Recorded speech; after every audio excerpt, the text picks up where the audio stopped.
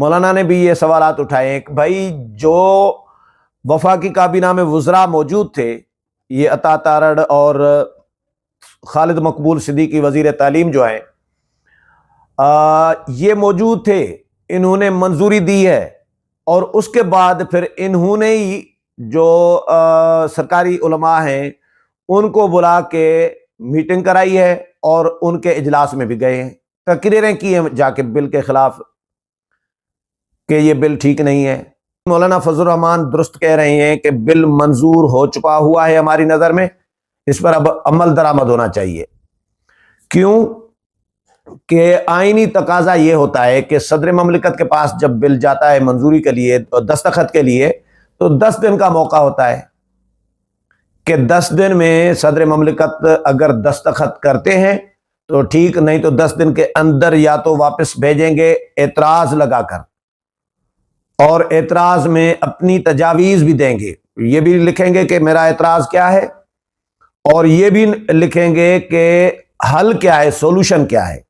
Speaker قومی assembly Ayaz Sadiq یہ بات کر رہے ہیں، تسلیم کر رہے ہیں کہ صدر نے ٹیکنیکی ایک نقص نکالا تھا، غلطی نکالی، وہ ہم نے درست کر کے صدر مملکت کو بھیج دی تھی۔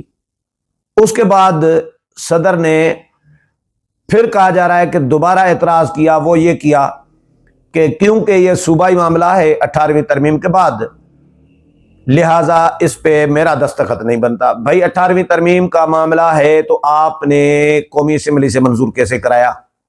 آپ نے سینٹ سے منظور کیسے کرایا؟ آپ نے وفاقی کابینہ سے کیسے منظور کروایا؟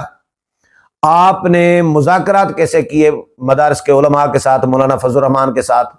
جب صوبائی مسئلہ تھا تو آپ کو اس وقت نہیں پتا تھا کہ یہ صوبائی معاملہ ہے، اس پر بات ہی نہ کریں، یہ صوبوں کو بھیجیں۔ سابق صدر عارف علوی نے یہ کہا تھا کہ صدر کی بل پر دستخط کے معاملے پر خاموشی ہاں تصور کی جائے گی۔ اس کا کیا مطلب ہوا؟ یعنی صدر مملکت اگر رکھ دیتے ہیں، 10 دن میں اعتراض بھی نہیں لگاتے، واپس بھی نہیں بھیجتے، دستخط بھی نہیں کرتے، اور 10 دن سے ٹائم زیادہ بڑھ گیا، صدر نے آصف علی زرداری نے تو مہینہ 1.5 مہینہ رکھا ہے بل،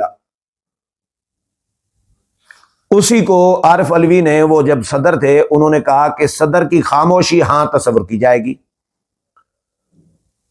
تو صدر مملکت آصف علی زرداری نے مہینہ 1.5 بل رکھا ہے 10 دن کی بجائے، تو یہ بل تو منظور ہو گیا ہے۔